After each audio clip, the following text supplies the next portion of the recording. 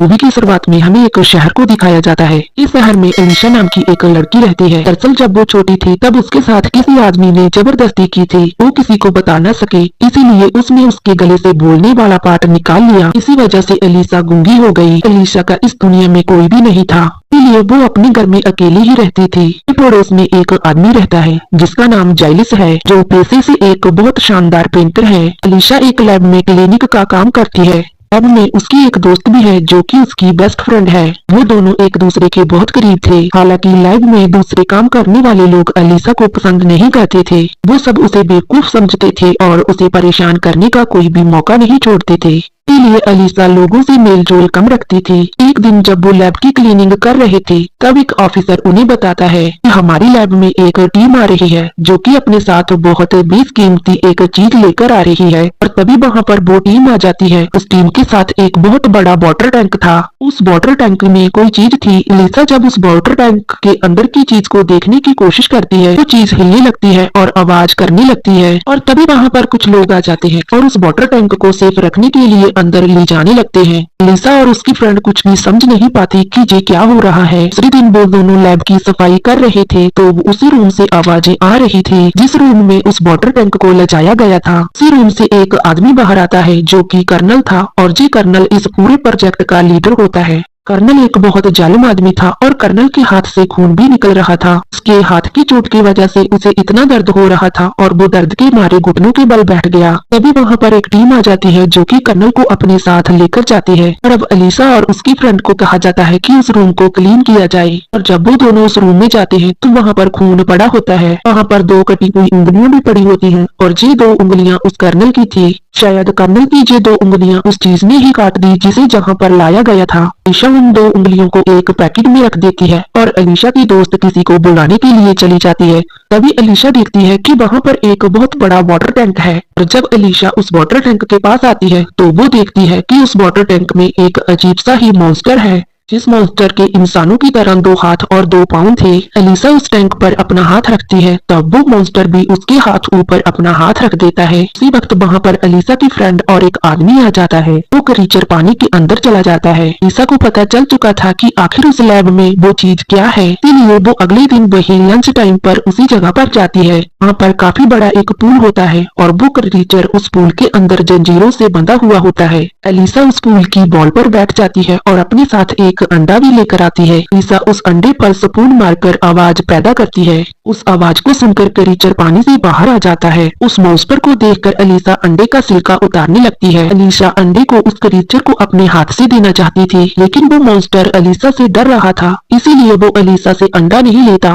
और इसीलिए अलीशा अंडे को नीचे रख देती है और वो मॉन्स्टर अंडे को लेकर पानी के अंदर चला जाता है। और इसके बाद अलीशा उस कमरे से बाहर चली जाती है। अलीशा और उसकी फ्रेंड को वो जालिम कर्नल अपने कमरे में बुलवाता है और उनसे कहता है कि तुम्हारी ड्यूटी उस लैब को क्लीन करना है और लैब को क्लीन करने के बाद तुम लोग वहाँ पर नहीं रुकोगे। और उन लोगों को बताता है कि वहाँ पर जो मॉन्स्टर है वो काफी खतरनाक है, हम लोग उसे काफी गंदी जगह से उठाकर लाए हैं, तो तुम दोनों उससे दूर रहोगे। या उस कर्नल की बात नहीं मानती। अगले दिन वो फिर लंच टाइम में उसी क्रीचर के पास जाती है। आज अलीशा अपने साथ एक म्यूजिक सिस्टम भी लाई थी और वो म्यूजिक को प्ले कर देती है और साथ ही वो बॉल पर एक अंडा रख देती है और अपना लंच करने लगती है। म्यूजिक की आवाज सुनकर वो क्रीचर पानी से बाहर आता है और म्यूजिक को सुनने लगता है। ऐसा नीचे उसके लिए अंडा रखा होता है, वो क्रीचर उसे भी खा लेता है। असल में वो दोनों एक दूसरे से इशारों में बातें करने लगे थे और वक्त के साथ साथ वो दोनों एक दूसरे से बहुत बातें करने लगे थे। धीरे धीरे वो दोनों दोस्त बन चुके थे। अलीशा उस मॉन्स्टर की दोस्ती से काफी खुश थी क्योंकि इस दुनिया में वो बिल्कुल अकेली थी। इसका इस दुनिया में दो लोगों के अलावा और कोई भी नहीं था, तो उसका नेबर जाइस और एक उसकी फ्रेंड।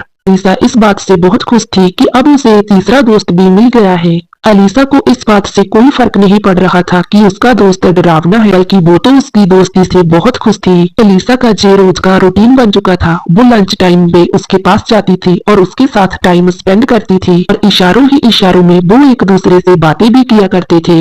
एक दिन वो दोनों जब बातें कर रहे थे तभी वहाँ पर डॉक्टर आ जाते हैं। वो इस क्रीचर के ऊपर अपनी रिसर्च कर रहे थे। डॉक्टर छुपकर उन दोनों को बातें करते हुए देख लेते हैं।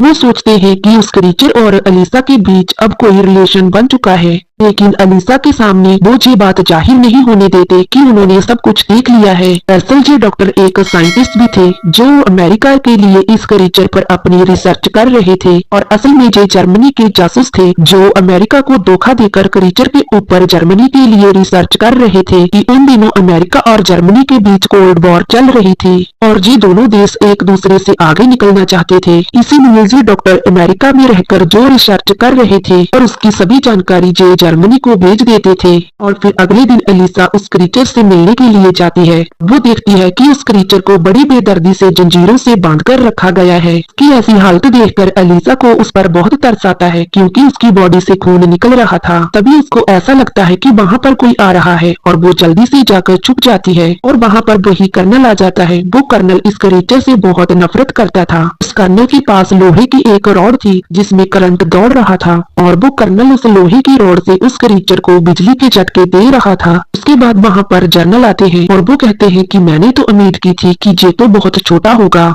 कर्नल कहता है कि दरअसल अमेज़न के लोग इसे अपना देवता मानते थे, इसीलिए वो पानी में इसके लिए फ्रूट फेंकते थे, फूल फेंकते थे और पता नहीं और क्या क्या करते थे। साथ ही वो कहता है कि अगर हम इस मॉन्स्टर के बारे में जानना चाहते हैं तो हमें इसे मारना होगा, क्योंकि इसे मारकर ही हम इसके बारे में पूरी रिसर्च कर सकते हैं। जैसे कि इसकी बॉडी है, इसकी बॉडी को काटे बगैर तो हम कुछ भी नहीं कर सकते। वो डॉक्टर उसे बताता है कि इसकी हालत बहुत खराब है और अजीब बात तो ये है कि एक जगह से सांस लेता है। इस पर रिसर्च करनी चाहिए, ना कि इसको मारना चाहिए। मगर वो लोग उस डॉक्टर की कोई भी बात सुनना नहीं चाहते थे। डॉक्टर उन लोगों को कहता है कि अगर हमने इसे नहीं छोड़ा तो ये बहुत ही जल्द मर जाएगा, क्योंकि उस मॉन्स्टर को देखकर ऐसा लग रहा था कि वो बेहोश हो गया है। फिर वो उस मॉन्स्टर को पानी में डाल देते हैं। डॉक्टर उस जर्नल से कहता है कि आप इस क्रीचर को नहीं मार सकते। जर्नल कहता है, क्या तुम मुझे बताओगे कि मुझे क्या करना चाहिए? मेरे पास सारी अथॉरिटी है, मैं कुछ भी कर सकता हूँ। इसीलिए जर्नल कर्नल से कहता है कि इस गंदे से क्रीचर को मार डालो और अपनी रिसर्च शुरू करो कि हम जानना चाहते हैं कि ये चीज क्या है। डॉक्टर को ये बात सुनकर काफी दुख होता है क्योंकि वो नहीं चाहते थे कि ये क्रीचर मारा जाए, क्योंकि वो नहीं चाहते थे कि किसी बेजुबान जानवर को मारा जाए। ताकि वो एक जासूस थे मगर उससे पहले वो एक इंसान थे, इसीलिए वो उस क्रीचर पर तरस करते थे और वो नहीं चाहते थे कि ये क्रीचर मारा जाए। अलीसा भी ये सब कुछ देख और सुन पा रही थी। डॉक्टर के साथ साथ अलीसा को भी इस बात से बहुत दुख हो रहा था। लैब से जाकर अलीसा ने ये सारी बात जाइस को बताई क्योंकि वो काफी परेशान थी। वो डर रही थी कि कहीं वो उस क्रीचर को सच में न मार डाले, और वो उसे बताती है कि वो बिल्कुल मेरी तरह है, बेजुबान है और वो मेरा दोस्त भी है। मैं उसकी हेल्प करना चाहती हूँ। वो मुझे देखकर खुश होता है। मेरे अंदर जो भी कमी है वो उस कमी को नहीं देखता। मैं जैसे भी हूँ वो मुझे अपना दोस्त मानता है। जाइस कहता है कि मैं अफसोस के साथ कहता हूँ कि हम उसे नहीं बचा सकते। लोगों की कस्टडी में वो मॉन्स्टर है। वो लोग बहुत ही पावरफुल और खतरनाक हैं। दोनों आम इंसान हैं। हम लोग उनके आगे कुछ भी नहीं हैं। ये कहकर जाइस वहाँ से चला जाता है। अलीसा काफी दुखी होती है और जाइस भी, क्योंकि अलीसा और वो क्रीचर दोनों ही इस दुनिया में अकेले हैं। वो कहीं सिवाय एक दूसरे से और कोई भी नहीं है। ये सोचकर जाइस वापस आते हैं और अलीसा से कहते हैं कि उस क्रीचर को बचाने में मैं तुम्हारी मदद करूंगा और जैसा तुम कहोगी मैं वैसा ही करूंगा, क्योंकि हम फैमिली हैं। अलीसा को जाइस की ये बात सुनकर काफी खुशी मिलती है। अब अलीसा रिलैक्स हो जाती है। फिर वो क्रीचर को वहाँ से निकालने के लिए प्लान बनाते हैं और अलीसा लैब में जाकर कैमरों को ऊपर की तरफ कर देती है। बाद वो एक कार्ड में बहुत से टॉवल रख देती है और फिर वो उस क्रीचर के पास जाती है। तो उस क्रीचर को तो जंजीरों से बांध दिया गया था। इस जंजीरों को खोलना अलीसा के लिए बहुत मुश्किल था और तभी वहाँ पर वो डॉक्टर आ जाता है और अलीसा उस डॉक्टर को देखकर घबरा जाती है। लेकिन वो डॉक्टर भी चाहता था कि ये क्रीचर जिंदा रहे, इसीलिए वो जंजीरों के तालों की चाबी अलीसा को दे देता है और फिर अलीसा उस क्रीचर को खोल देती है और वो क्रीचर अलीसा की फीलिंग को समझता था और वो क्रीचर बहुत इंटेलिजेंट था। अलीसा उस क्रीचर को उस कार्ड में रख लेती है। उस कार्ड को लेकर बाहर आने लगती है और फिर अलीसा की फ्रेंड को भी पता चल जाता है कि अलीसा क्या कर रही है। वो कार्ड के आगे आकर खड़ी हो जाती है और अलीसा को कहने लगती है कि तुम ऐसा मत करो। और अलीसा अपने दोस्त को समझाने की कोशिश करती है कि अगर हमने इसे जहाँ पर छोड़ दिया तो जी जालिम लोग इस क्रीचर को मार डालेंगे। अलीसा की ये बात सुनकर अलीसा की फ्रेंड भी उसका साथ देने के लिए राजी हो जाती है और फिर वो दोनों उसे बाहर ले जाने की कोशिश करने लगते हैं। बाहर जाइस भी अंदर आने की कोशिश करने लगता है। लेकिन गार्ड जाइस को अंदर आने नहीं देता। गार्ड को लग रहा था कि उसका कार्ड फर्जी है, लेकिन वो डॉक्टर जहाँ भी उनकी हेल्प करते हैं और वो उस गार्ड को बेहोश कर देते हैं और आखिरकार वो लोग उस क्रीचर को बाहर निकालने में सफल हो जाते हैं। लेकिन जहाँ पर कर्नल को शक हो जाता है कि गेट पर कोई ना कोई जरूर गड़बड़ है, वो गेट पर जाता है तो वो लोग सब वहाँ से जा चुके थे। सब उस क्रीचर को अपने घर पर ले आती है और उसे बाथ टब में रखती है, क्योंकि क्रीचर की जिंदगी पानी है और वो पानी के बिना जिंदा नहीं रह सकता। एलिसा अपने दोस्त को पाकर बहुत खुश थी और वो डिसाइड करती है कि 10 तारीख को वो क्रीचर को रिवर में छोड़ आएगी, क्योंकि 10 तारीख को बारिश के होने की संभावना थी और बारिश में वो क्रीचर अपनी मंजिल तक चला जाएगा। फिर अगले दिन एलिसा अपने काम पर चली जाती है ताकि किसी को शक न हो कि एलिसा ने उस क्रीचर को भगा दिया है। और दूसरी तरफ जाइल्स उस क्रीचर के पास होता है और उसका ख्याल रख रहा होता है। इसी दौरान जाइल्स की आंख लग जाती है और क्रीचर अपने बाथ टब से बाहर निकल आता है। वो क्रीचर उनकी बिल्ली मार डालता है। जाइल्स देखता है कि वो क्रीचर उनकी बिल्ली को खा रहा था। जाइल्स उस क्रीचर को ऐसा करने से मना करता है, लेकिन वो क्रीचर वहाँ से भाग जाता है। वो क्रीचर जाइल्स के हाथ को जख्मी कर देता है। जब एलिसा घर पर आती है तो वो देखती है कि क्रीचर घर पर नहीं था। जाइल्स एलिसा से कहता है कि वो डर गया था और उसका कोई भी कसूर नहीं है, तुम जाओ उसे वापस ले आओ। अब एलिसा भागती हुई बाहर आती है और उसे जगह जगह ढूंढने लगती है। वो अपने घर से कुछ दूरी पर सिनेमा हॉल जाती है, जहाँ पर उसे वो क्रीचर मिल जाता है। अब एलिसा किसी तरह उस क्रीचर को अपने साथ घर पर ले आती है। अपनी हरकत पर वो क्रीचर काफी शर्मिंदा था, क्योंकि उसे लग रहा था कि उसने जो भी किया वो गलत किया। और फिर वो जाइल्स के सिर पर हाथ रखता है। जाइल्स को इशारों में कहता है कि तुम भी मेरे सिर पर हाथ रखो। और फिर अगली सुबह जब जाइल्स अपनी चोट को देखते हैं तो वो बिल्कुल ठीक हो चुकी थी और जाइल्स काफी खुश होते हैं। वक्त के साथ साथ एलिसा और उस क्रीचर की दोस्ती प्यार में बदल जाती है। वो दोनों एक दूसरे से बहुत प्यार करने लगे थे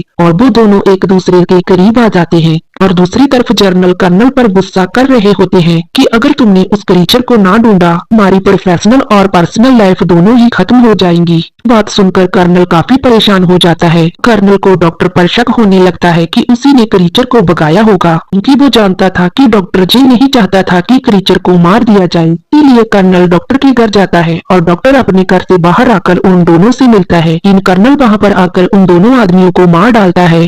को पता चल चुका था कि डॉक्टर रशियन बोल रहे थे। इसका मतलब ये था कि वो एक जासूस हैं। नल डॉक्टर से कहता है कि मुझे सब कुछ बता दो कि वो क्रीचर किसके पास है, मगर डॉक्टर उसे कुछ भी नहीं बताता। अपनी बात मनवाने के लिए वो कर्नल उसे टॉर्चर करने लगता है। डॉक्टर उसे सिर्फ यही बताता है कि वो एक क्लीनर है।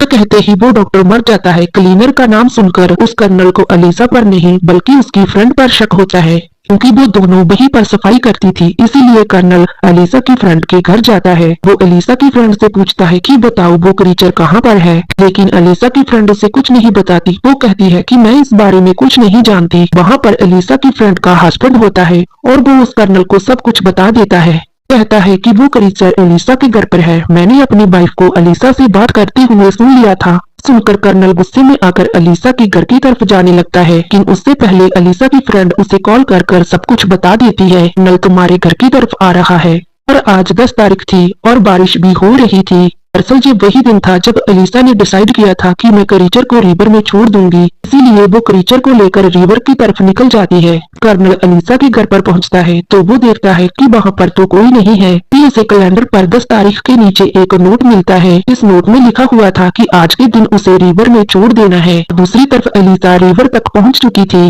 वो अपने सबसे प्यारे दोस्त को गुड बाय कहती है। हालांकि वो इस बात से दोनों काफी दुखी थे, क्योंकि उन्हें पता था कि इसके बाद वो दोनों कभी नहीं मिल पाएंगे।